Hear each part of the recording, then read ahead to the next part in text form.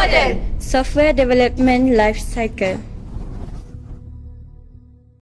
Do you know what is waterfall model? Waterfall model. The waterfall model is the earliest SDLC approach that was used for software development, separate and distinct phases of specification and development. This is waterfall model.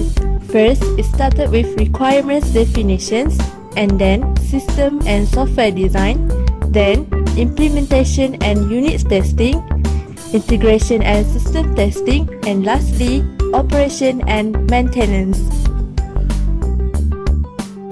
Advantages of waterfall model. First, simple and easy to understood and use. Second, easy to arrange tasks. Third, suitable for smaller projects where requirements are well defined. And lastly, before the next phase of development, each phase must be complete. Disadvantages of waterfall model. First, high amounts of risk and uncertainty. Second, not a good model for complex and object-oriented projects. Third, poor model for long and ongoing projects. And lastly, it is difficult to measure progress within stages. When to use SDLC waterfall model?